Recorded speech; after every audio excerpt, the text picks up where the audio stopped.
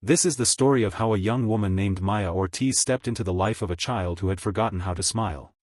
And reminded her father that love isn't always heard. Sometimes, it's felt.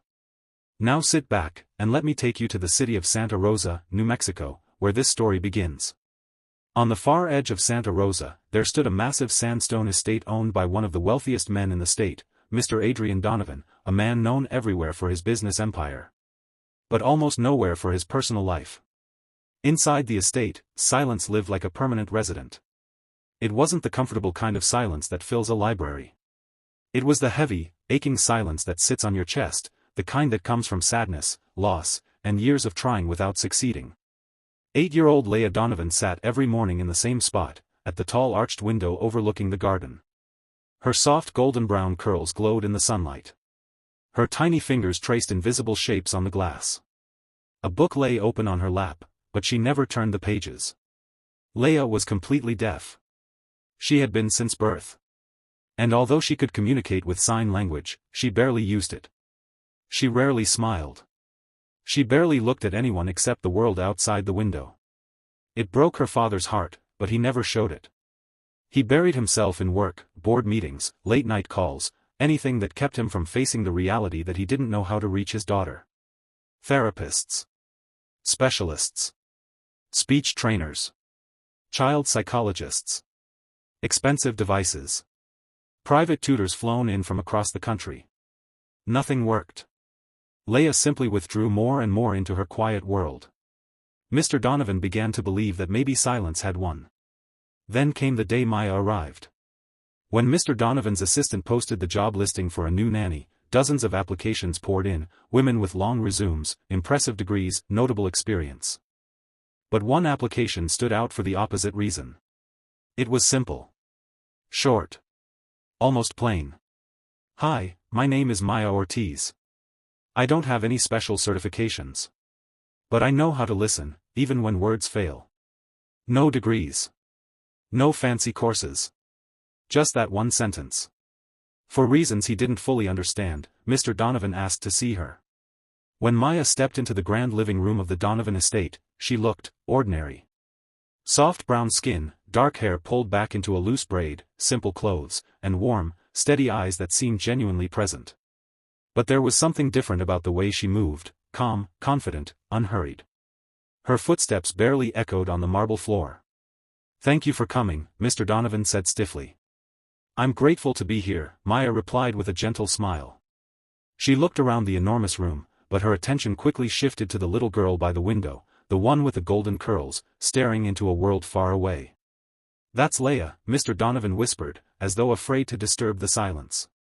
Then quietly, painfully, he added. She's deaf. Completely. Since birth." His voice cracked at the edges, revealing years of frustration and exhaustion he could no longer hide. "I've tried everything. Every expert. Every method. Nothing works. She won't talk to me. Won't sign to me. She doesn't let me in at all. If you can reach her, even for a moment, I'll be forever grateful." Maya nodded softly. Then she did something no nanny had done before. She approached Laya from the front, gently crouched down to her eye level. And signed. "Hello, Laya. My name is Maya."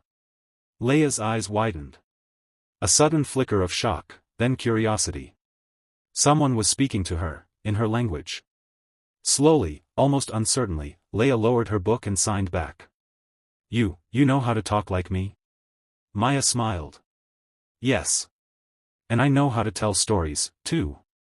For the first time in years, a tiny glimmer of excitement lit up Laya's eyes. And in that moment, Mr. Donovan realized something. He had been hiring experts, when all his daughter needed was someone who understood her world. From the very first day, Maya did something magical. She didn't rush. She didn't force.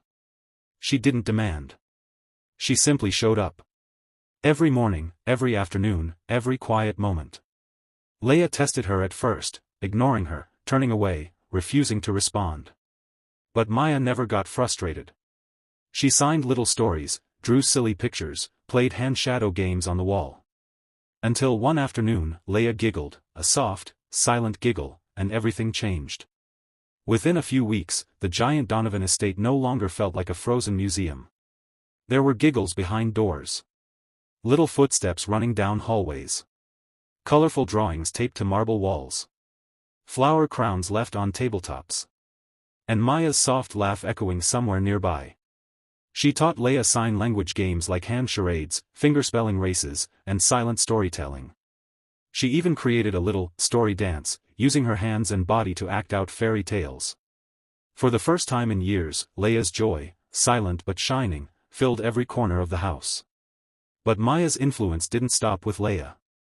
Mr. Donovan, the always busy, always serious billionaire, found himself peeking into their sessions more and more. Watching. Learning. He saw his daughter's eyes sparkle. He saw her laugh silently until her shoulders shook. He saw her run across the garden to hug Maya. And then he realized something painful. He had never truly spoken to his daughter. Not in a language she understood. One evening, after Laya went to bed, Maya approached him. "Would you like me to teach you sign language?" she asked softly. He hesitated, his pride almost said no. But his heart whispered yes. "Please," he said finally. "I want to talk to my daughter." So Maya taught him slowly, patiently, gently, the same way she taught Laya. The first week, he fumbled. The second week, he mixed up signs. The third week, he was still getting frustrated. But he didn't stop. Then one evening, as the family sat in the dining room, Maya, Laya, and Mr. Donovan, something extraordinary happened. With trembling hands and teary eyes, Mr. Donovan signed a full sentence to his daughter. "I love you, Laya." The little girl froze. Then her eyes filled with tears. And she ran into his arms, hugging him with everything she had. She had heard her father for the very first time. Not through her ears, but through understanding. People in town began to notice the transformation. Laya, who used to hide behind her curls, was now drawing in public, signing happily with Maya, even giggling in stores. Reporters became curious. They came to Mr. Donovan's gate asking, "How did you find such a miraculous nanny?" His answer was simple. "She didn't come to teach my daughter how to listen. She came to teach us how to speak with our hearts." Maya never accepted praise. She only said, "Laya did the work. I only showed her where the door was." But everyone knew the truth. Maya didn't just open a door. She opened a life. Months later, Laya's school for children with special needs hosted a small community play. Each child would perform something inspired by their own abilities. Laya decided to perform a short silent play, entirely in sign language, the story of a butterfly who learned to fly after someone believed in her. The auditorium was full. Teachers, parents, students, neighbors. And in the front row sat Mr. Donovan, dressed in a simple shirt for once, his hands trembling with nerves. When Laya stepped on stage, she wasn't the quiet, frightened girl from months ago. She was confident. Glowing. Alive. She signed, danced, and told her story through movement. When she finished, the crowd erupted into applause. And Mr. Donovan signed proudly from his seat. "You're my sunshine." Laya's face lit up brighter than the stage lights. After the performance, Maya stood at the garden gate of the school. Watching Laya sign an enthusiastic goodbye from the car window, hands waving wildly, smile wide, curls bouncing.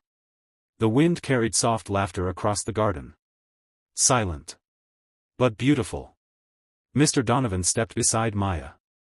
"You changed our lives," he said quietly. She shook her head. "No. I just helped you hear what was already there." He smiled, a real, genuine smile. "You'll always have a place here, Maya." And she would. Even long after she walked away. In a world full of noise, people often forget that the loudest laughter, the deepest love, the truest connection, is the kind you feel in your heart, not your ears. Maya taught a father and daughter something priceless. That silence isn't empty. It's full of meaning, if you know how to listen.